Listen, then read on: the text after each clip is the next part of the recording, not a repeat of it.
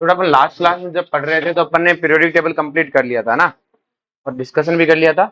अब जो यहाँ तक पीरियोडिक टेबल तक सबको अच्छे से करना है ना, पीरियोडिक टेबल आप अगर अच्छे से कर लेते हो, बॉन्डिंग अच्छे से कर लेते हो, तो ब्लॉक्स में ज्यादा दिक्कत नहीं आएगी। ठीक है। अब अपन बेटा केमिकल बॉन्डिंग एकदम स्टार्टिंग में शुरू करते हैं। ठीक है। तो शुरुआत में अपन सबसे पहले बात करते हैं बेटा कि केमिकल बॉन्डिंग में, और वो क्या है बेटा, सिंपल सिखाने की केमिकल बॉन्ड बनते क्यों है। भाई कोई कंपाउंड एटम है वो अकेला खुश रह सकता था ना, उसे दूसरे एटम से बॉन्ड बनाना ही क्यों है। तो जो सबसे पहला फैक्टर ये है कि उसे स्टेबिलिटी अचीव करनी है। उसे क्या अचीव करनी है? तो सारा खेल स्टेबिलिटी का है।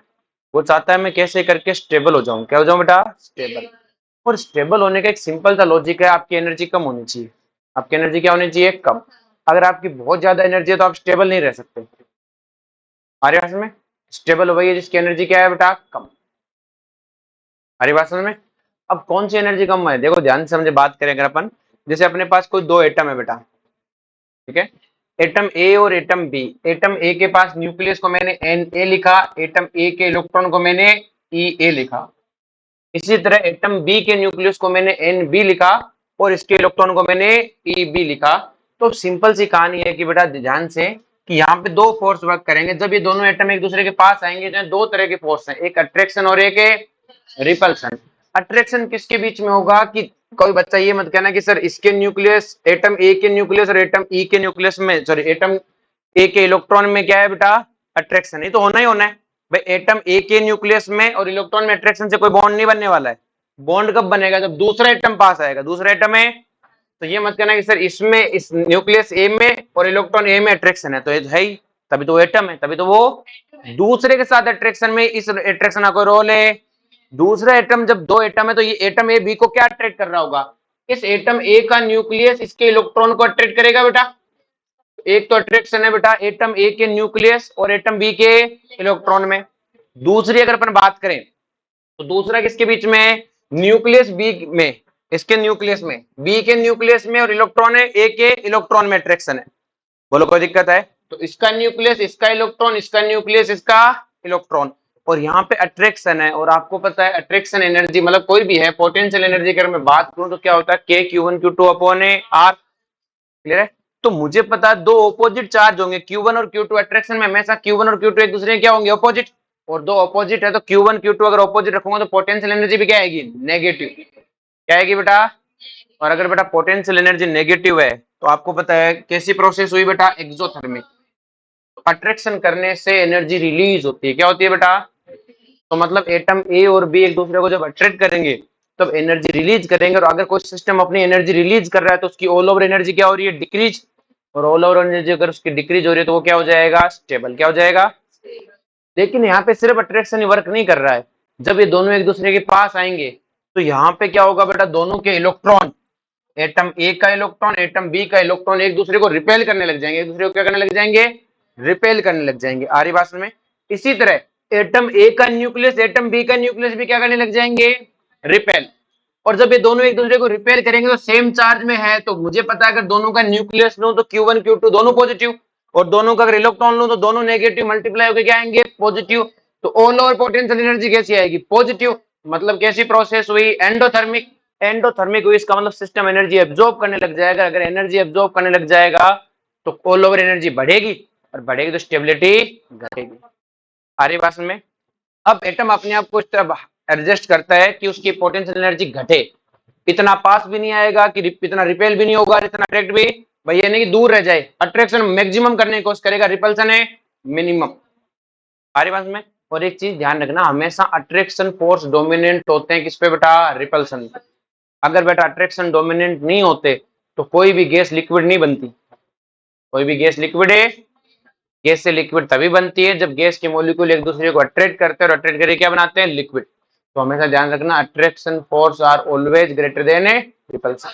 रिपल्सन भी ग्रेटर है लेकिन एक टाइम जोन के बाद में। हमारे पास में पहले तुम्हारा कोई क्लास में नया लड़का लड़की कोई आता है तो तुम एक दूसरे को दोस्त बनते हो धीमे धीमे। पहले तुम जान पहचान करते हो, तुम बहुत अच्छे दोस्त बन जाते हो, फिर तुम में बसते हैं लठ, तुम एक दूसरे से लड़ाई भी मचाते हो। जिसके तुम्हारे साथ दोस्ती नहीं है उससे तुम्हारी लड़ाई भी नहीं है, जिससे दोस्ती फिर उसी से लड़ाई मचती है ना बाद में जाके। सिंपल सी कहानी है, शुरुआत में अट्रैक्शन है तो शुरुआत में क्या होता है? अट्रैक्शन। तो सिंपल सी कहानी है बेटा अपने पास में कि अगर मैं ग्राफ बनाऊं, ग्राफ है बेटा अपने पास एनर्जी वर्सेज किसमें बेटा, एनर्जी वर्सेज डिस्टेंस में। ये अपने पास एटम ए था, ये अपने पास एटम क्या था बेटा, ए। यहाँ पे कोई एटम बी है, बहुत दूर है एक दूसरे से। जब एटम ए और बी एक दूसरे से बहुत दूर है तो ना तो अट्रैक्ट कर रहे हैं ना रिपेल कर रहे हैं, तो पोटेंशियल एनर्जी क्या है, जीरो को लाई कर रही है। अब मैं इस एटम को, इस एटम बी को इस एटम ए की तरफ लेके आ रहा हूं, तो जब पास शुरुआत में अट्रैक्शन डोमिनेंट होता है। जब एटम बी इस एटम ए की तरफ, ये एटम ए है बेटा, इस एटम ए की तरफ चलेगा, जब ये चल रहा होगा तो इनमें के बीच में क्या होगा, अट्रैक्शन बढ़ रहा होगा। क्या बढ़ रहा होगा, और अट्रैक्शन बढ़ने से एनर्जी क्या हो रही है, रिलीज क्या हो रही है। तो आपकी पोटेंशियल एनर्जी की वैल्यू क्या होने लग जाएगी, कि सर पोटेंशियल एनर्जी की वैल्यू क्या होने लग जाएगी, डिक्रीज क्या होने लग जाएगी, क्योंकि एक्सोथर्मिक है ना, नेगेटिव साइन है। कैसा है बेटा, ऑपोजिट चार्ज में अट्रैक्शन है, तो अट्रैक्शन से एनर्जी क्या आती है, नेगेटिव। क्या आती है, तो नेगेटिव में बढ़ रही है, मतलब इधर से डिक्रीज होना शुरू हो गई। अट्रैक्शन होता गया, जितना पास लाता जाऊंगा अट्रैक्शन है होता जाएगा, जितना अट्रैक्शन होता जाएगा उतनी एनर्जी रिलीज करता जाएगा। क्या करता जाएगा, एक पॉइंट आएगा, उसके ऊपर अगर मैं बढ़ूंगा, अब रिपल्सन बढ़ने लग जाएगा। क्या बढ़ने लग जाएगा, मैं इन दोनों को पास ला रहा हूं, एनर्जी नीचे भी पास आ रहे, इससे अगर यहां तक पहुंच गया और पास ले जाऊंगा, देखो नेचुरली तो अपने आप को ले जाएगा नहीं, मैं उसे फोर्सफुली और पास ले जाऊं, तो पास ले जाऊंगा तो क्या होने लग जाएगा, रिपल्सन। और रिपल्सन होने लग जाएगा तो ये क्या होगा बेटा, पोटेंशियल एनर्जी बढ़ने लग जाएगी। पोटेंशियल एनर्जी, तो मैं एक लिमिट से ज्यादा पास से नहीं ले जा सकता। और जिस पॉइंट पे, इस वाले पॉइंट पे, क्या यहाँ पे अट्रैक्शन मैक्सिमम है, क्योंकि इसके ऊपर रिपल्सन स्टार्ट होता है, और यहाँ पे अट्रैक्शन क्या है, मैक्सिमम। तो एटम यहीं रुक जाएगा, इससे पास जाएगा ही, इससे ज्यादा पास नहीं जाएगा। तो दोनों के बीच में मैंने स्पेस दिखाया, स्पेस स्पेस नहीं होता इतना ना, बहुत थोड़ा सा होता है। क्लियर है, तो इसलिए दिखाया था कि अपने क्लियरली दिखे। इन दोनों के न्यूक्लियस के बीच की जो डिस्टेंस होती है उसे हम क्या बोलते हैं, बॉन्ड लेंथ। यहाँ स्पेस स्पेस नहीं होता है, तो मैंने दोनों को अलग अलग दिखाया ताकि समझ में आए। बोलो कोई दिक्कत है, इसे हम क्या बोलते हैं, बॉन्ड लेंथ। आगे बात सुने। और इस टाइम अब आपको पता है, जब ये यहां से यहां तक चलते हुए आ रहा था, तो इस प्रोसेस में एनर्जी रिलीज करता जा रहा था। बोलो करता जा रहा नहीं जा रहा था, और जितनी एनर्जी रिलीज कर दी वही है बेटा बॉन्ड एनर्जी। क्या है बेटा, बॉन्ड बनाते समय जितनी एनर्जी रिलीज कर दी उसी को क्या बोलते हैं, बॉन्ड एनर्जी। क्योंकि यह पास आ रहा था, एनर्जी रिलीज कर रहा था, कितनी एनर्जी रिलीज कर दी उसने, कि सर उसने इतनी एनर्जी रिलीज कर दी। बोलो। अब कि सर आपने तो पिछले चैप्टर में ये समझाया कि बॉन्ड को तोड़ने के लिए रिक्वायर्ड एनर्जी को बॉन्ड एनर्जी बोलते हैं। तो बेटा किसी बॉन्ड को बनाते समय जितनी एब्जॉर्ब हुई थी, तोड़ते समय उतनी ही रिलीज, सॉरी, बनाते समय जितनी रिलीज हुई थी, तोड़ते समय उतनी एब्जॉर्ब होती है। उसमें कोई ज्यादा फर्क है नहीं है। अब अगर मान लो ये बनते समय इसने जितनी रिलीज कर दी, हम मैं चाहता हूँ टूटे, तो टूटते समय क्या कहेगा कि जो बॉन्ड बनाते समय मैंने एनर्जी रिलीज की मेरी वापस दो, मैं टूट जाऊंगा। सारी बात में, अरे बोलो भाई, तुम दुकान से कोई सामान खरीद के ले आते हो और उसे कहते हो नहीं चाहिए, तो क्या करोगे कि तेरा सामान पकड़ पैसे वापस दे, सेम अमाउंट वापस मांगने की कोशिश करते हो। सेम कहानी है, बन गया, मैंने कहा तोड़ूंगा तेरे को, तो ठीक है जितनी बनते समय रिलीज की वापस दे। तो बॉन्ड एनर्जी को डेफिनेशन को कैसे बना एक्सप्लेन करो, कि बॉन्ड बनते समय जितनी रिलीज हुई वो बॉन्ड एनर्जी, या बॉन्ड तोड़ते समय जितनी एब्जॉर्ब हुई वो बॉन्ड एनर्जी। तो बॉन्ड बनते समय वो एनर्जी रिलीज करता है, क्या करता है, रिलीज। ध्यान रहे इस बात को, बॉन्ड बनते समय एनर्जी को क्या करता है, रिलीज, और तोड़ते समय एब्जॉर्ब। क्या समझ में आया। अब ये पॉइंट क्या रिप्रेजेंट करता है, अट्रैक्शन मैक्सिमम को। ये वाला रीजन क्या बताता है, इधर अट्रैक्शन डोमिनेंट है, और ये वाला रीजन क्या बताता है, रिपल्सन। ये उधर नहीं जाएगा, कि उधर जाने पे देखो एनर्जी बढ़ने लग गई, इधर आने पे भी एनर्जी कम होने लग गई, वो यही रहेगा। यहाँ पे पोटेंशियल एनर्जी क्या है इसकी, मिनिमम। क्या है बेटा, इधर जाएगा तब भी पोटेंशियल एनर्जी बढ़ेगी, इधर जाएगा तब भी पोटेंशियल एनर्जी बढ़ेगी, यही रहना पसंद करेगा। बोलो कोई दिक्कत है, चमका। चलो, तो अब सिंपल सी कहानी है, जब भी दो एटम एक दूसरे को अप्रोच करते हैं तो क्या होता है बेटा, when two atom approach to each other there are two force, एक अट्रैक्शन और एक repulsion. When they approaching, attraction dominant over a repulsion. और नेक्स्ट क्या है, due to attraction potential energy of system decrease and molecule gain a stability. समझा क्या। Next देखो, एक तो ये रीजन हो गया। दूसरा इसको पूछेगी भाई और क्या चाहता है तू बॉन्ड बनाने समय। इसने कहा कि मैंने जिंदगी में देखा है कि नोबल गैस की मौज हो रखी है, जो ग्रुप 18 वाली गैस है इनकी मौज है, ये किसी से बॉन्ड ही नहीं बनाती, बढ़िया जिंदगी जीती है। हमें भी यही बनना है, हमें भी। तो मतलब हर कोई क्या चाहता है कि इनर्ट गैस बन जाए। क्या बन जाए, इनर्ट गैस कॉन्फ़िगरेशन। जो उनकी कॉन्फ़िगरेशन है ना, कि उनके बनने के लिए क्या चाहिए। अब कोई चाहता है कि मैं शाहरुख खान जैसा दिखूं, तो शाहरुख खान दिखने के लिए क्या बनना पड़ेगा? शाहरुख खान की तरह कपड़े पहनो, बाल बनाओ और यूं यूं कर लो, बन जाओगे शाहरुख खान। ले और कुछ थोड़ी करना है शाहरुख खान जैसा दिखने के लिए। शाहरुख खान नहीं बन सकते, शाहरुख खान है दिखने के लिए।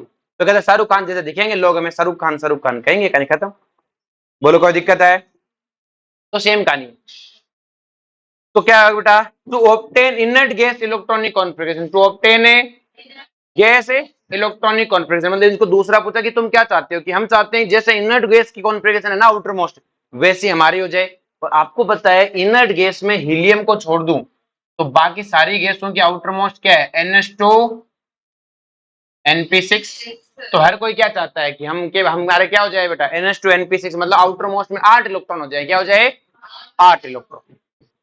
इसकी आउटर मोस्ट NH2 NP6 है और हीलियम की क्या है बेटा? NH2।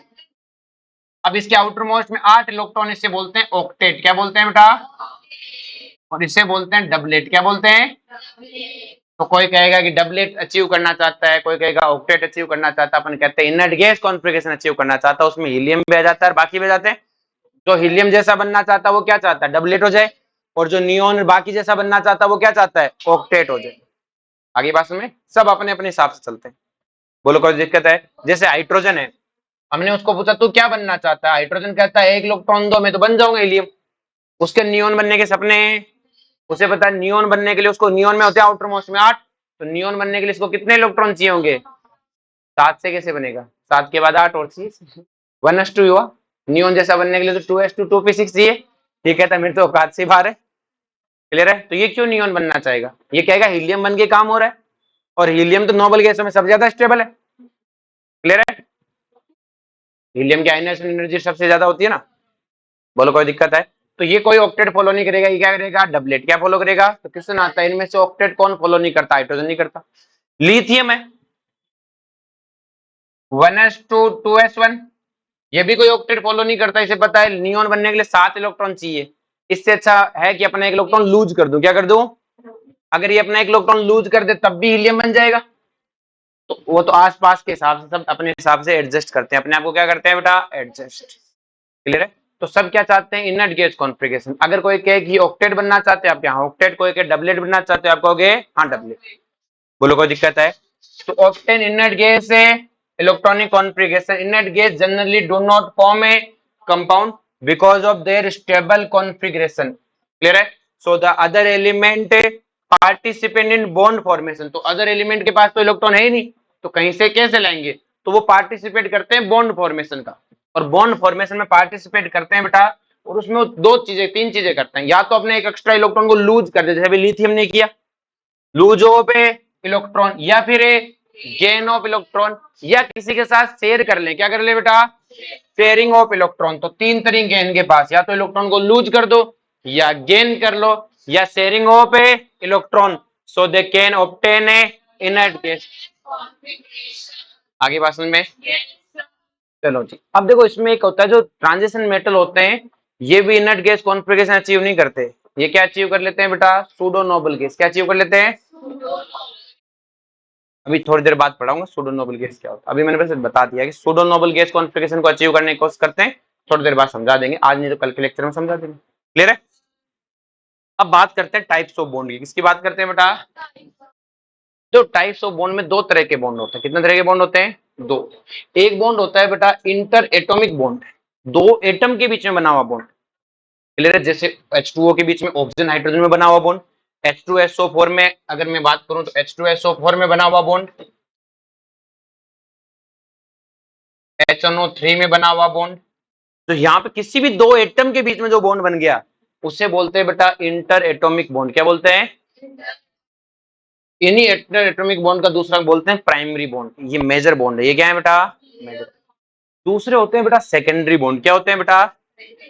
ये जो सेकेंडरी बॉन्ड होते हैं ये इंटरमोलिक्यूलर होते हैं, मतलब दो मोलिक्यूल के बीच में बने होते हैं। किसके बीच में बने होते हैं? जैसे ये H2O मोलिक्यूल, ये H2O मोलिक्यूल है, इनके बीच में जो बॉन्ड बनता है उसे हम सेकेंडरी बॉन्ड बोलते हैं। और जो OH के बीच में बॉन्ड बना हुआ वो कौन है? प्राइमरी। तो ये प्राइमरी, ये प्राइमरी, प्राइमरी प्राइमरी, तो ये तो मोलिक्यूल होगा। अब ये दोनों मोलिक्यूल एक दूसरे को जिस बॉन्ड से अट्रैक्ट कर रहे हैं उसे बोलते हैं सेकेंडरी बॉन्ड।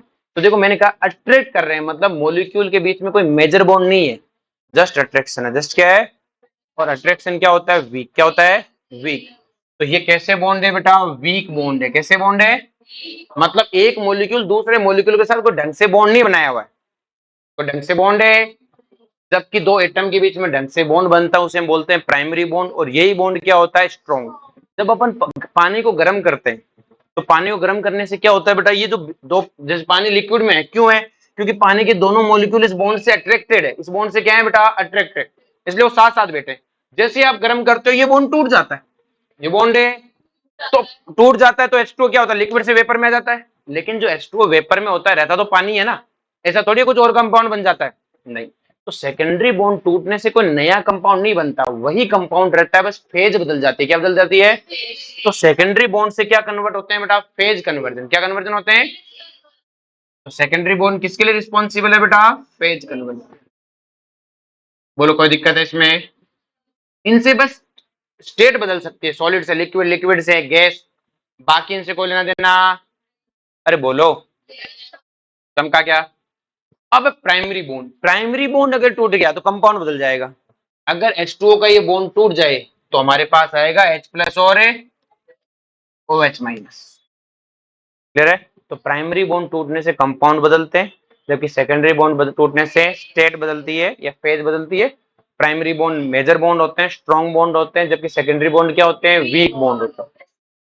अब प्राइमरी बॉन्ड चार तरह के होते हैं बेटा, आयनिक, मेटालिक, कोवलेंट, कोऑर्डिनेट। क्लियर है, और जो प्राइमरी बॉन्ड होते हैं वो होते हैं बेटा वॉन्डरवॉल बॉन्ड। वॉन्डरवॉल बॉन्ड मतलब dipole dipole attraction, hydrogen bonding. ये अब इनको अपन चैप्टर के लास्ट में पढ़ेंगे। क्लियर है, अपने चैप्टर में ये कोई इंटरेस्टेड है नहीं है, एक लेक्चर का खेल इनका, तो बस समझाना है, तो अट्रैक्शन तो है। अपने को पढ़ना है इन चार को, इन चार में से भी अपने को पढ़ना आयनिक, कोवलेंट और कोऑर्डिनेट को। मेटलिक को तो अपन बस हाई बोलेंगे, हेलो, इतना सा। बोलो कोई दिक्कत है, और इन तीन में भी अपने को मेजर क्या पढ़ना है, कोवलेंट।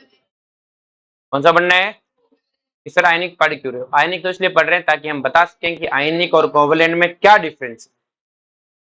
हमारे पास में, बोलो कोई दिक्कत है, चलो जी। तो सबसे पहले पढ़ते हैं बेटा अपन आयनिक बॉन्ड। क्या पढ़ते हैं बेटा, आयनिक बॉन्ड को क्या बोलते हैं, इलेक्ट्रोवैलेंट बॉन्ड भी बोलते हैं। क्या बोलते हैं बेटा, आयनिक बॉन्ड होता क्या है, देखो सिंपल सी कहानी, दो आयंस के बीच बना बॉन्ड, दो आयंस के बीच बना बॉन्ड क्या कहलाता है, आयनिक बॉन्ड।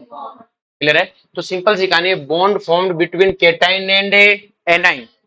तो आयन होने चाहिए कि सिर्फ केटाइन एनाइन के बीच ही क्यों बन रहा है, एनाइन एनाइन के बीच क्यों नहीं बन रहा, बोलो भाई।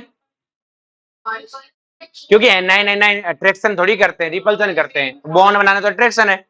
केटाइन केटाइन भी रिपेल करेंगे, इसका मतलब बॉन्ड हमेशा केटाइन और एनाइन में बनेगा। क्लियर है, अब नेक्स्ट देखो ध्यान से, ionic bond always form between two different nature of element by complete transfer of electron. ये टू डिफरेंट नेचर वाला क्यों बोला भाई मैंने, तो बनने से पहले तो कोई पॉजिटिव नहीं है, एक सोडियम एक क्लोरीन, अभी तो कोई पॉजिटिव नहीं है, क्योंकि सिंपल सी कहानी, दो आप कहते हो एक केटाइन होगा एक एनाइन होगा, तो केटाइन तो वो होते हैं जो इलेक्ट्रॉन लूज करते हैं, और एनाइन वो होते हैं जो इलेक्ट्रॉन गेन करते हैं। अब एक दानी और एक भिखारी, दोनों का नेचर अलग अलग हुआ कि नहीं हुआ, अरे बोलो, एक लूज करता है और एक क्या करता है, गेन करता है। ऑफकोर्स दोनों का नेचर अलग है, सेम नेचर वाले हो ही नहीं सकते, क्योंकि सेम नेचर वाले दोनों तो गेन करते हैं, यार दोनों ही लूज करेंगे। तो एक केटाइन एक एनाइन तभी बन सकता है कि एक का नेचर तो डोनेट करने का होना चाहिए, एक का नेचर है विड्रॉ करने का होना चाहिए, तभी तो केटाइन और एनाइन बनेगा। केटाइन एनाइन बनेगा तो उनके बीच में क्या होगा, इलेक्ट्रोस्टैटिक अट्रैक्शन, क्योंकि दो आयंस में क्या होता है, अट्रैक्शन। क्या होता है, हमारी भाषा में। अब मैंने यहां बोला complete transfer of electron, complete है, क्योंकि बेटा एक एलिमेंट जैसे सोडियम है, अब मैं कहता हूं वो केटाइन बने, वो अपना एक इलेक्ट्रॉन लूज करे, और एनाइन कौन बनेगा, जो एक इलेक्ट्रॉन गेन करेगा। हमारी भाषा में, तो एक इलेक्ट्रो पॉजिटिव होना चाहिए, एक इलेक्ट्रो नेगेटिव। आगे भाषण में नेक्स्ट बात करें बेटा, कि अपन बात करें जैसे फॉर्मेशन ऑफ NaCl, कि भाई NaCl कैसे बना होगा।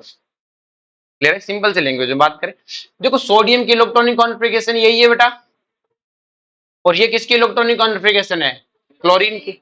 हमने सोडियम को पूछा कि भाई सोडियम क्या दिक्कत है तेरे, कि जिंदगी में कोई दिक्कत नहीं, अगर एक एक्स्ट्रा इलेक्ट्रॉन नहीं होता ना मेरे पास, तो मुझसे खुश आदमी कोई होता ही नहीं जिंदगी में। ये एक्स्ट्रा इलेक्ट्रॉन नहीं होता तो मैं क्या बना लेता, नोबल गैस। तो क्लोरीन सोडियम को किस चीज का दुख है, कि एक एक्स्ट्रा इलेक्ट्रॉन होने का। आ रही बात समझ में? उसी तरह क्लोरीन को क्या दुख है कि एक इसके पास 7 इलेक्ट्रॉन है, तो ये इस बात का दुख नहीं करेगा कि 7 इलेक्ट्रॉन ना होते। ये तो कोई दुख वाली बात नहीं, उन्हें क्या 7 तो नहीं होते तो कोई बड़ी बात है। ये कहता है जब 7 दिए तो एक और दे देता, जब इतने इलेक्ट्रॉन दिए तो एक और सही। क्लियर? एक और होते मेरा काम बन जाता। मेरा क्या बन जाता? काम। अब इस सोडियम एक मेटल है, इसका तो टेंडेंसी वैसे ही लूज करने की है, इसकी टेंडेंसी क्या है? जबकि क्लोरीन की टेंडेंसी क्या है? गेन करने की। अब दोनों बैठे चाय की थड़ी पे एक दिन, सोडियम भी रो रहा है, क्लोरीन भी रो रहा। क्लोरीन ने पूछ लिया भाई क्यों रो रहा है? क्या ये एक्स्ट्रा इलेक्ट्रॉन है। तो तू क्यों रो रहा है? कि एक इलेक्ट्रॉन है कम है। क्या हो गई बात दोनों में बात कि क्या कि मैं इलेक्ट्रॉन लूज कर देता हूं, तू गेन कर ले, कहानी खत्म। अपनी बात यहीं पे हो जाएगी दोनों का एकदम, मैं तेरे को इलेक्ट्रॉन दूंगा और वहीं पे बात फिट। उसका मतलब है नहीं, उसके बाद अपन कभी नहीं मिलेंगे, टाटा बाय बाय।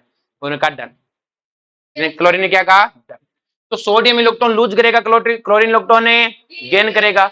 जैसे सोडियम ने इलेक्ट्रॉन लूज किया, सोडियम पे क्या आ गया? पॉजिटिव चार्ज, क्योंकि बेटा सोडियम के पास अब 11 प्रोटॉन होते हैं और इलेक्ट्रॉन 10 ही बचेंगे, तो ऑफकोर्स एक पॉजिटिव पार्टिकल ज्यादा बचा। और क्लोरीन ने लेते नेगेटिव चार्ज, और इनमें क्या बात हुई थी उसके बाद कभी मिलेंगे।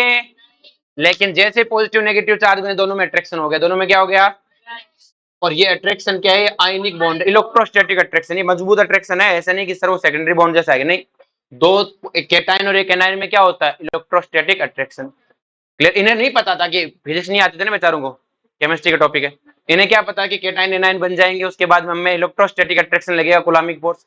इनको लगा इलेक्ट्रॉन देंगे फिर कभी मिलना नहीं, मैं भी मौज और ये भी मौज में।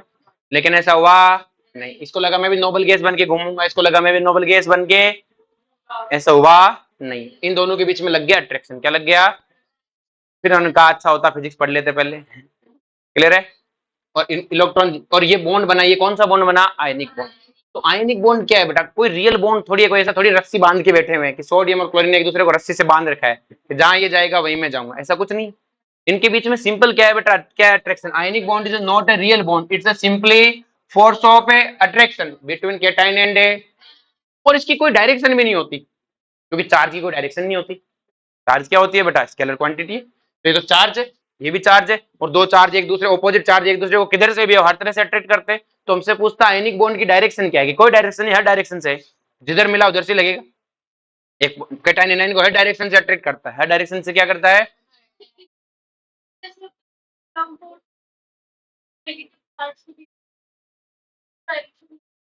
बेटा चार्ज की खुद की तो वैसे कोई डायरेक्शन थोड़ी होती है कि मैं इधर वाला लगूंगा, जो पीछे आएगा उस पर नहीं लगूंगा। ऐसा थोड़ी कि चार्ज इधर लग रहा है इधर नहीं लग रहा, जिधर से भी आएगा। अगर नेगेटिव चार्ज इधर से, दो नेगेटिव चार्ज तो कह रही है, तो अगर नेगेटिव चार्ज इधर से भी आया तब भी रिपल्सन करेगा, जिधर से भी आएगा वो अपने से दूर फेंकेगा। और अट्रैक्ट वाले को जिधर से भी आए अपनी तरफ ही खींचेगा। लेकिन ये थोड़ी कि एक पर्टिकुलर डायरेक्शन से खींचेगा। जैसे अपन कोवलेंट बॉन्ड में आगे चल के पढ़ेंगे, वहां पर्टिकुलर डायरेक्शन होगी, टेट्राहेड्रल होगा, स्क्वायर प्लेनर होगा, एक पर्टिकुलर डायरेक्शन में बॉन्ड बन रहा होगा, हर तरफ नहीं बन रहा होगा। इसमें तो किधर से बना लो कोई दिक्कत है नहीं है। इसलिए ionic bond non directional bond होते हैं। किससे बॉन्ड होते हैं?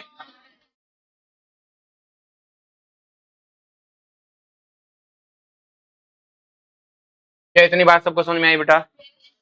एक एग्जांपल और करते हैं अपन, दो तीन ऐसे, कि अगर फॉर्मेशन ऑफ मैग्नीशियम ऑक्साइड की बात करें, किसकी बात करें बेटा? तो मैग्नीशियम की इलेक्ट्रॉनिक कॉन्फ़िगरेशन लिखी, ऑक्सीजन की इलेक्ट्रॉनिक कॉन्फ़िगरेशन लिखी। और मैग्नीशियम को काहे का दुख है बेटा? दो ज्यादा है। और ऑक्सीजन को काहे का दुख है?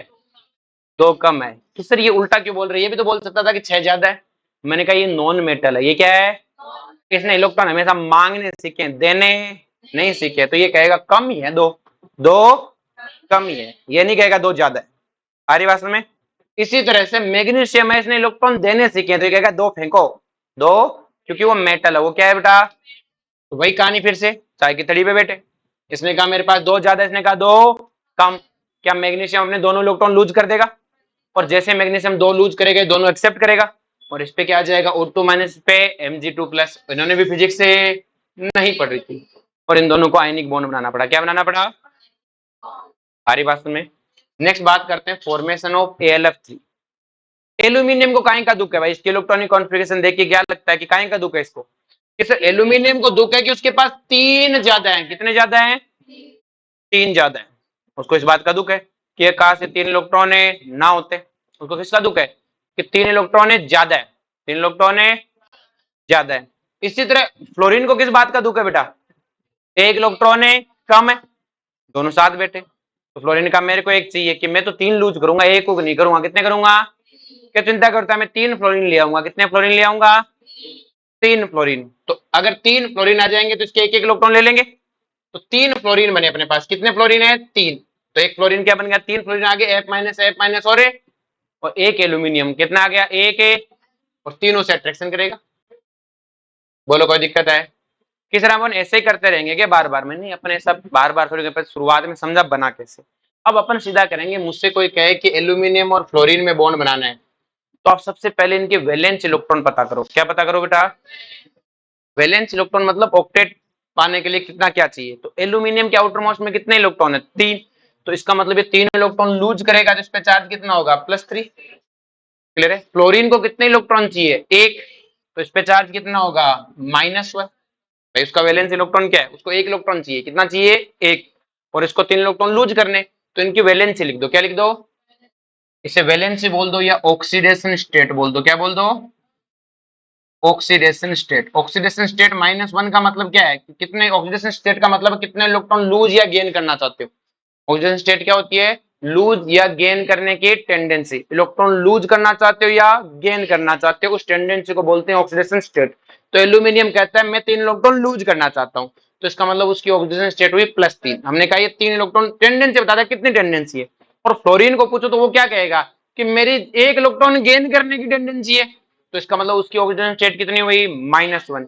तो इसकी +3, इसकी -1। अब तुमने बचपन में पढ़ा था बेटा, क्रॉस मल्टीप्लाई कर दो, क्या कर दो बेटा, पढ़ा था ना बचपन में, क्लियर है। अगर मैं कहूं कि तुम्हारे पास एक है कैल्शियम, एक है नाइट्रोजन, कैल्शियम है बेटा ग्रुप सेकंड का एलिमेंट, ग्रुप सेकंड में आउटर मोस्ट में कितने इलेक्ट्रॉन होते हैं, 2, तो कैल्शियम को पूछा भाई तेरी ऑक्सीडेशन स्टेट, इसने कहा ऑक्सीडेशन स्टेट क्या होती है, मैंने कहा कितना इलेक्ट्रॉन लूज करना चाहता है उसी को ऑक्सीडेशन स्टेट कहते हैं, इसने कहा 2, कितना है, मैंने कहा +2। नाइट्रोजन को पूछा तू क्या चाहता है कि 3 इलेक्ट्रॉन हाथ आ जाए, कितने हाथ आ जाए, 3 इलेक्ट्रॉन हाथ आ जाए, मतलब मैंने कहा तू 3 इलेक्ट्रॉन लेना चाहता है, तो उसने कहा हाँ, और मैंने कहा 3 इलेक्ट्रॉन लेना चाहता है तो -3, क्योंकि इलेक्ट्रॉन लेने से नेगेटिव चार्ज आता है, लूज करने से पॉजिटिव। कर दो क्रॉस मल्टीप्लाई, सॉरी, बोलो कोई दिक्कत है। इसी तरह से हमने लिखा बेटा MgCl, क्या लिखा, मैग्नीशियम को अपन ने पूछा कितना ऑक्सीडेशन स्टेट है, इसने कहा 2 लूज करूंगा, क्लोरीन ने कहा 1 है एब्जॉर्ब करूंगा, तो क्या बन जाएगा,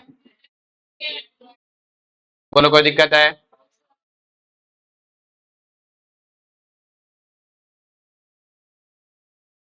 बेटा नोबल गैस ही होता है, नोबल गैस है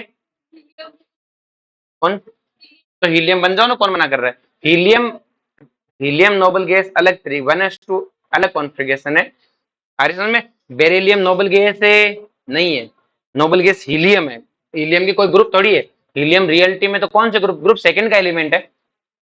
अगर आप हीलियम के सही लोकेशन जगह तो बेरिलियम का ऊपर का है, और बेटा उधर है, बेटा कहाँ है उधर, हमारे पास में हीलियम को पी ब्लॉक का एलिमेंट थोड़ी है, नहीं एस ब्लॉक का एलिमेंट है, एनसीईआरटी ढंग से पढ़ी नहीं लगती तुमने, उसमें लिखा हुआ है, मैंने कहा था पढ़ लेना। हीलियम कौन से ब्लॉक का एलिमेंट है, एस ब्लॉक का, पी ब्लॉक का थोड़ी है, वो तो उसके पास एक्स्ट्रा ताकत है भगवान की दया से, हमारे पास में, इसलिए उसकी स्टेबल है। 2s2 कोई स्टेबल है नहीं है, हीलियम अलग से है अपना, कहता मेरा तो 1s2 में काम चल जाता है, बोलो कोई दिक्कत, चले आगे। और प्लस हीलियम के साथ दिक्कत है बेटा, उसकी ऑर्बिट पूरी भरी हुई है 1s2, बेरिलियम की जैसे जिस मैग्नीशियम की बात कर रही है उसकी ऑर्बिट पूरी भरी हुई नहीं है, 3p 3d खाली पड़े, और इवन 3p तो खाली पड़ा है, ऑर्बिट पूरी भरना, क्या भरना बेटा, इसकी ऑर्बिट में तो जगह है, जबकि हीलियम तो कहता है मेरे पास जगह ही नहीं, 8 लाऊंगा कहां से, मैक्स ऑर्बिट इतनी थी, आ गया उसमें, क्लियर है। अब देखो बड़ा ध्यान से कि all ionic bond are formed between metal और नॉन मेटल, हमेशा आयनिक बॉन्ड मेटल और नॉन मेटल के बीच में बनते हैं, क्यों बनते हैं भाई मेटल और नॉन मेटल के बीच में, कौन बताएगा, तू बताएगी कोमल बता,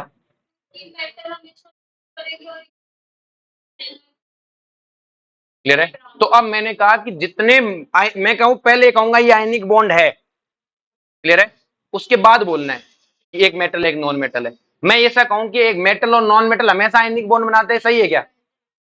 ये बात सही नहीं है बेटा। अभी अपन इसी को पढ़ेंगे। भाई अब सुन पर सिखानी, आप ऐसे नहीं कि कोई आपने कहा एक मेटल और नॉन मेटल कह दो आयनिक बॉन्ड, ऐसा नहीं करना है। पहले तय होने दो ये आयनिक बॉन्ड है, पहले क्या तय होने दो?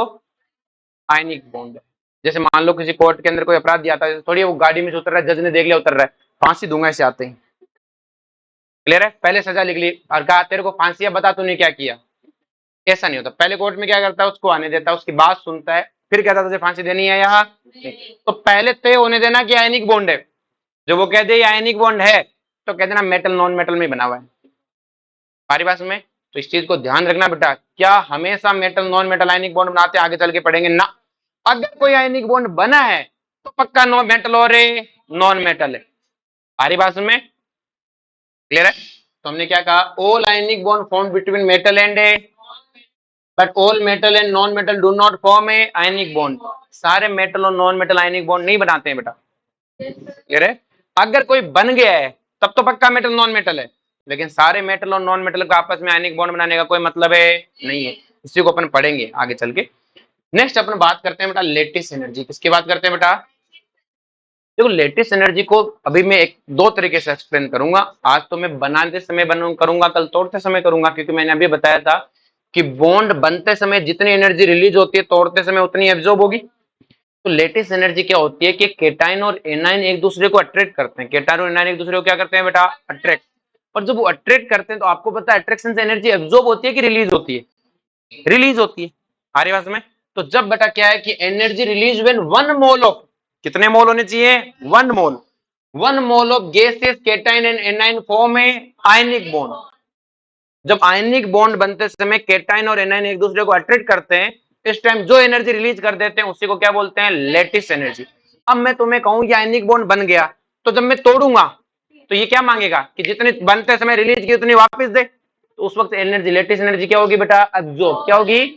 मैंने कहा तुझे तोड़ना है कि जितनी मैंने बनते समय लेटिस एनर्जी रिलीज की थी ना उतनी वापस दो, तभी टूटूंगा। तभी। हमारी बात में बोलो, कोई दिक्कत है इसमें? तो एक केटाइन होना चाहिए और एक क्या होना चाहिए? एनाइन। और इन दोनों में क्या होता है? अट्रैक्शन। अट्रैक्शन से एनर्जी क्या होती है? रिलीज। तो जब बॉन्ड बनते समय क्या होगा बेटा? एनर्जी रिलीज होगी। और रिलीज होगी इसका मतलब लेटिस एनर्जी बॉन्ड बनते समय एक्सोथर्मिक प्रोसेस है। कैसी है बेटा? बॉन्ड बनते समय उसने रिलीज किया और टूटते समय यही लेटिस एनर्जी क्या हो जाएगी? एंडोथर्मिक। हमारी बात में बोलो, कोई दिक्कत है? चलो जी, अब कुछ टर्मोलॉजी आपको पहले से पता है, फिर भी मैं बोल देता हूं। जैसे सब्लिमेशन एनर्जी। सब्लिमेशन एनर्जी क्या होती है बेटा? कि किसी सॉलिड को गैस में कन्वर्ट करने के लिए रिक्वायर्ड एनर्जी मतलब एब्जॉर्ब होगी। मतलब क्या होगी बेटा? बोलो, कोई दिक्कत है? नेक्स्ट है डिसोसिएशन एनर्जी। डिसोसिएशन एनर्जी होती है किसी एक मोल बॉन्ड को तोड़ने के लिए रिक्वायर्ड एनर्जी। एक मोल बॉन्ड को तोड़ने के लिए required energy absorb during the bond dissociation known as a dissociation energy. अगर आपको किसी बॉन्ड को तोड़ना है उसके लिए जो रिक्वायर्ड एनर्जी है उसे क्या बोलते हैं बेटा? डिसोसिएशन। और किसी सॉलिड को गैस में ले जाना है उसे क्या बोलते हैं? सब्लिमेशन। और अगर किसी एलिमेंट में से इलेक्ट्रॉन बाहर निकालना है तो उसे क्या बोलते हैं बेटा? Ionisation energy. और किसी एलिमेंट में अगर इलेक्ट्रॉन एब्जॉर्ब करना है तो इससे या इलेक्ट्रॉन एफिनिटी, जो आपको पसंद है। बोलो, कोई दिक्कत है? अब बात करते हैं बेटा बोर्न हाइबर साइकिल की। किसकी बात करते हैं बेटा? कि बोर्न हाइबर साइकिल क्या होता है। क्लियर है? तो सिंपल सी कहानी समझो बेटा कि ये बोर्न हाइबर साइकिल में एक चीज है कि हम इसकी हेल्प से लेटिस एनर्जी कैलकुलेट करते हैं। क्या कैलकुलेट करते हैं? Lattice energy.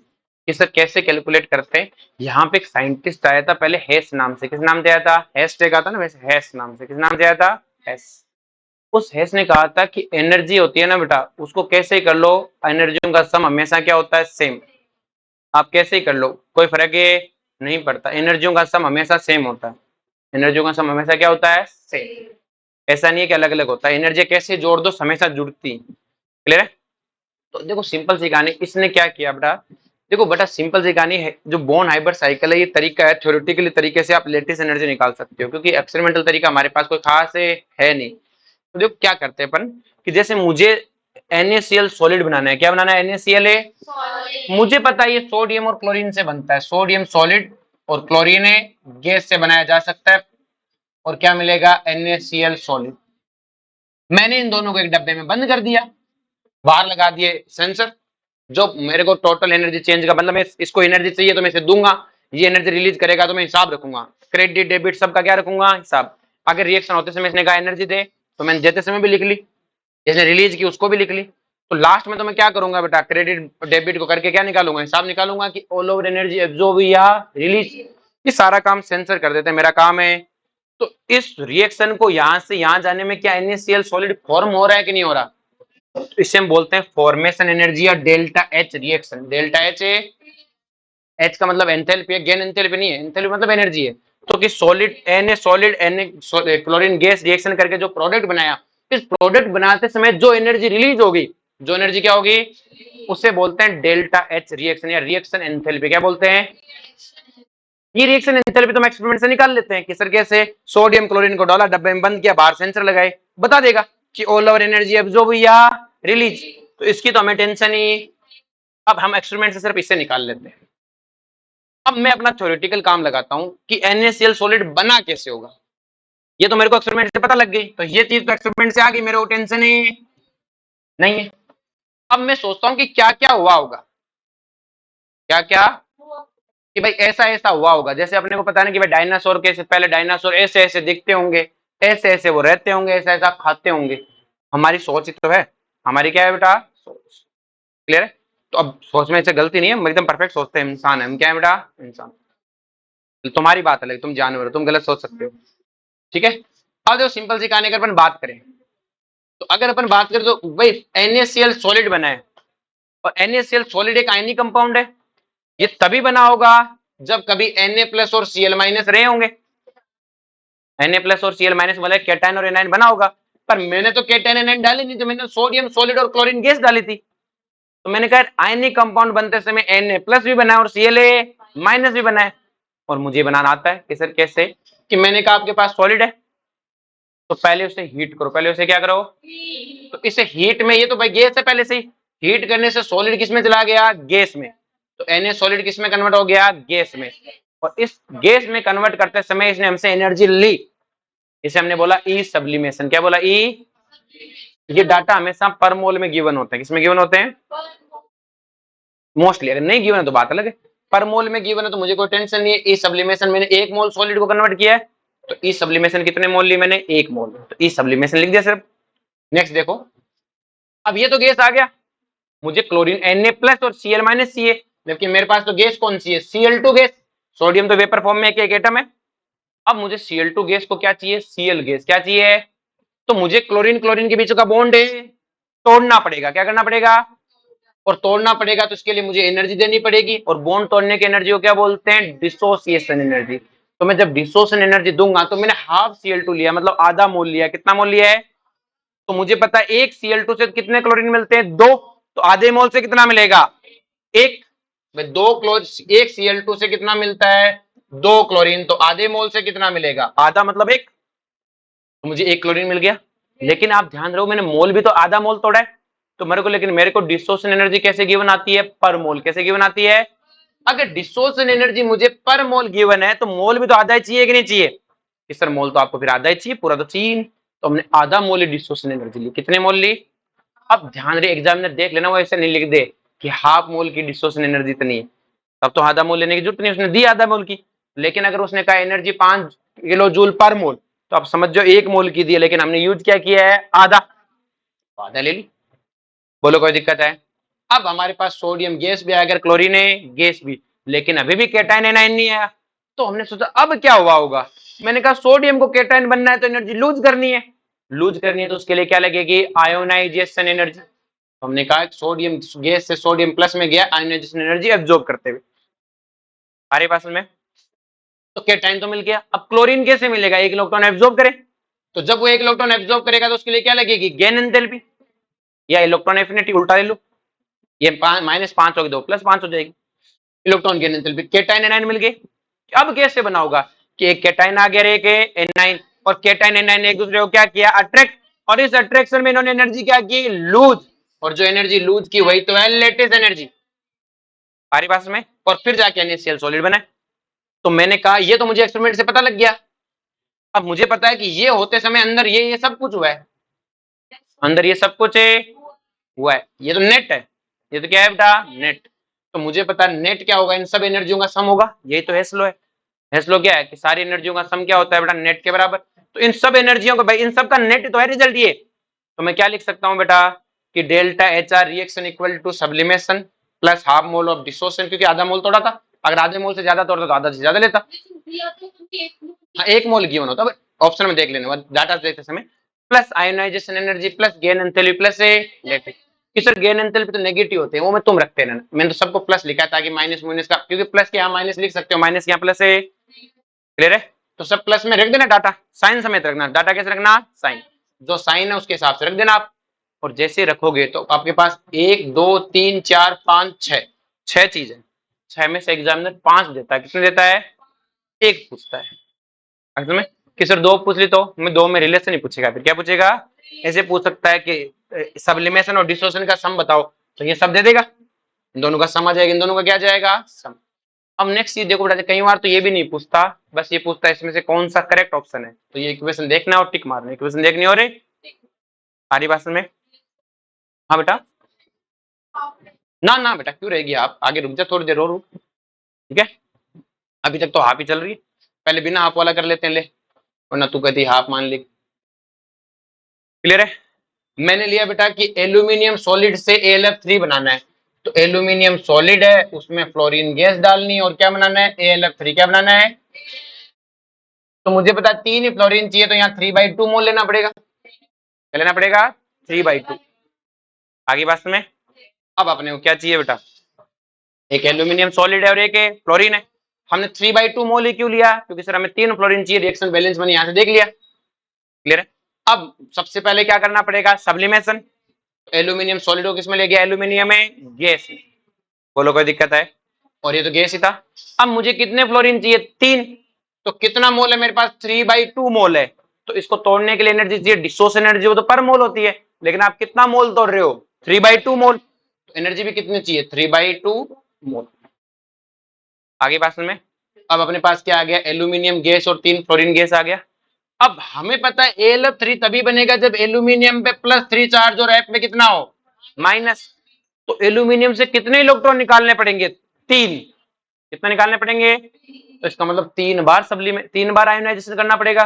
तो ionisation energy first, ionisation energy second, ionisation energy third, और तीनों का नेट आपको तीनों की बना सकती है, तीनों का नेट की बना सकता है। सर कैसे लिखाएगा नेट में, ऐसे लिख देगा अगला, एल्यूमिनियम से एल्यूमिनियम +3 में जाने की एनर्जी, यूं लिख के डाटा दे देगा, तो समझ जाना नेट है, और एक एक निकाला तो मतलब सक्सेस दे रहा है। अब ये तो पहुंच गया, अब मेरे पास 3 फ्लोरीन है, कितने फ्लोरीन है, और मुझे इसको किस में ले जाना है, F- में। तो क्या 3 बार सक्सेसिव एनर्जी होगी कि एक ही एनर्जी को 3 बार देना है, 3 बार, क्योंकि सक्सेसिव का मतलब तो ये होता है F से F-, F- से F-2, ऐसा थोड़ी करना है, 3 फ्लोरीन को F से F- में ले जाना है, मतलब 3 बार करना है बेटा ये काम, लेकिन ये सक्सेसिव थोड़ी है, ये तो पहले इलेक्ट्रॉन गेन एंथैल्पी है, जबकि यहाँ पे एल्यूमिनियम को ले जाना था, एल्यूमिनियम को एल्यूमिनियम प्लस में, एल्यूमिनियम प्लस को एल्यूमिनियम में, 2+ में, फिर इसको एल्यूमिनियम में 3+ में, तो यहाँ तो 3 है सक्सेसिव, यहाँ कोई सक्सेसिव नहीं, एक ही फ्लोरीन को 3 F- में ले जाना है। सक्सेसिव का मतलब क्या होता है, एक में से आता रहे, एक में से भाई, जैसे पहला फ्लोरीन ने 1 इलेक्ट्रॉन लिया, फिर दूसरे फ्लोरीन ने 1 इलेक्ट्रॉन लिया, फिर तीसरे फ्लोरीन ने 1 इलेक्ट्रॉन, ये होता है सक्सेसिव। ऐसा थोड़ी चाहिए, 3 अलग अलग फ्लोरीन है, तीनों को 1 1 इलेक्ट्रॉन चाहिए, तो इसके लिए मैंने कहा एक फ्लोरीन से F- में जाने की इलेक्ट्रॉन गेन एंथैल्पी फर्स्ट है, उसको कितना मोल लेना है, 3 मोल, क्योंकि 3 मोल फ्लोरीन के लिए ले रहे हो, तो ये 3 मोल चाहिए, कितना मोल चाहिए, 3 मोल। आगे बात में, अब आपके पास एल्यूमिनियम 3+ भी आ गया और आपके पास 3F- भी आ गया, बोलो कोई दिक्कत है। और अब आपको क्या मिलेगा बेटा, जो ये आपस में ट्रीट करेंगे, जो एनर्जी रिलीज हो जाएगी वो कौन है, सारी भाषण में सबका क्या पक्का, और ये इक्वेशन बन जाएगी, ये क्या बन जाएगी, फिर सबका सम इसके नेट के बराबर होगा।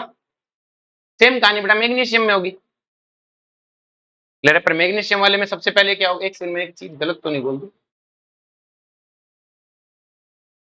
इसको ऐसे मत देखना, energy release when gases cation and A9 form 1 mole ionic compound, 1 mole ionic compound 1 मोल बनना चाहिए, आयनिक कंपाउंड क्या बनना चाहिए, 1 मोल।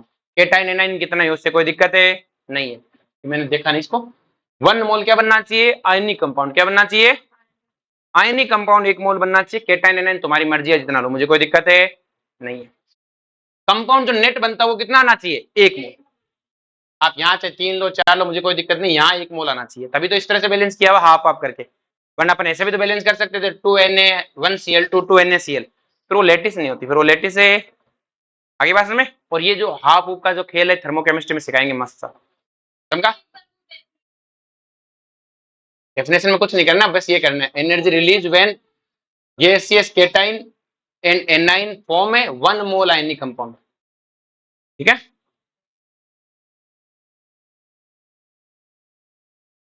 अब देखो ध्यान से, अगर अपने पास ये गिवन है कि मैग्नीशियम सॉलिड है, मुझे मैग्नीशियम ऑक्साइड बनाना है, तो 1 मोल बनाना है बेटा, और इसको 1 मोल बनाने के लिए मैं मैग्नीशियम सॉलिड और हाफ O2 लूंगा। क्या लूंगा बेटा? तभी बनेगा बेटा मैग्नीशियम ऑक्साइड। तो पहले मेरा काम क्या है बेटा कि सर सब्लिमेशन करो, तो मैग्नीशियम सॉलिड किस में आ गया बेटा? मैग्नीशियम है गैस में आ गया, ये तो गैस थी। अब मुझे ऑक्सीजन चाहिए O, तो मुझे क्या करना पड़ेगा? डिसोसिएशन। लेकिन मुझे आधा मोल A के चाहिए, तो आधा मोल का डिसोसिएशन कर दो, तो एनर्जी भी क्या चाहिए? आधा मोल। आगे अब मुझे मैग्नीशियम को मैग्नीशियम 2+ में ले जाना है, तो कितनी बार ले जाना पड़ेगा? 2 बार। 2 सक्सेसिव चाहिए, या तो नेट देगा या 1 देगा। अब ऑक्सीजन को O2- में चाहिए, तो 1 इलेक्ट्रॉन गेन एंथैल्पी 2 बार चाहिए कि 2 अलग अलग चाहिए?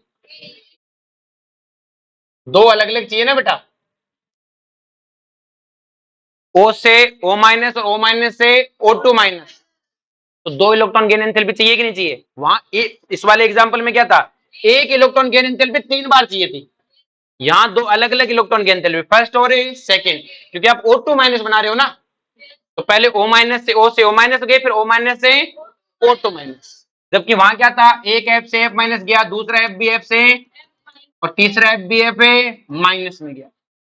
सारी बात समझ? जबकि यहाँ ऐसा थोड़ी है, तो एक ही ऑक्सीजन O2- में गया है, तो आपको गेन एंथैल्पी 2 बार चाहिए, पहले वाली भी और एक, दोनों का नेट भी की बना सकता है, दोनों इंडिविजुअल भी की बना सकती है।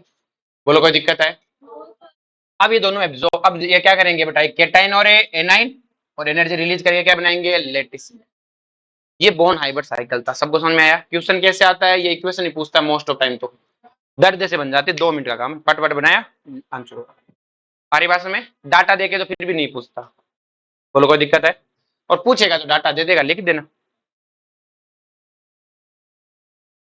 अब बेटा factor affecting lattice energy, lattice energy को कौन से फैक्टर जो इफेक्ट करते हैं, क्लियर है?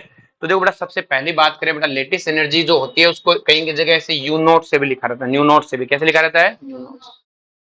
अब देखो ये इसका बड़ा सा फॉर्मूला है, ए तो कांस्टेंट है, एन एवोगैड्रो नंबर, ये चार्ज का क्या है बेटा? मॉडुलस। दो केटाइन और एनाइन, जैसे एल्यूमिनियम और फ्लोरीन आया, तो इस पे चार्ज कितना है? +3, इस पे कितना है? -1। क्लियर है? -3। टोटल चार्ज केटाइन एनाइन पे कितना? -3, केटाइन पे कितना? +3। तो चार्ज का क्या है बेटा? मल्टीप्लाई का मॉडुलस। क्या है बेटा? मॉडुलस। अगर मैं NaCl लूं तो चार्ज क्या आएगा बेटा? ऑल ओवर +1 -1, क्या आएगा? नेट 1। आगे बात में डिवाइडेड बाई 4πε0, ये तो K है बेटा, और E नोट क्या है बेटा?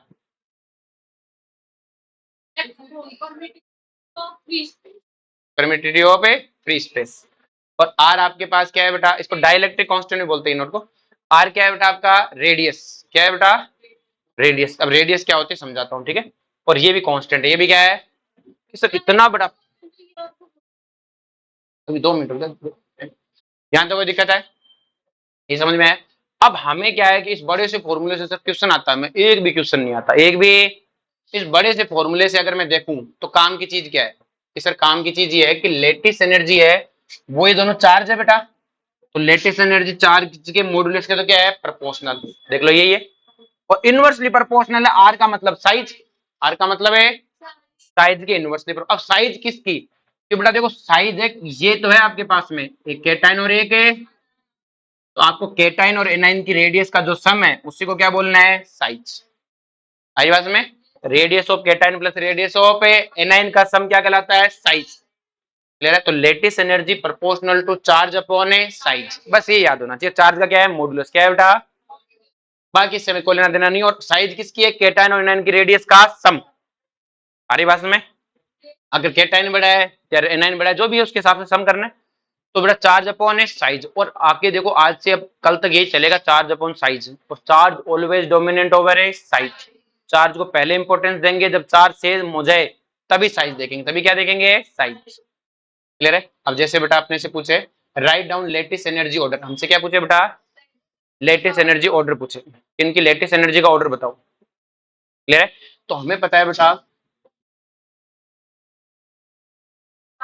तो जो सिंपल सी कहानी, अगर मैं सबसे पहले देखूं अपने पास क्या है, लिथियम, सोडियम, पोटेशियम, रुबिडियम और सीजियम। क्लियर है।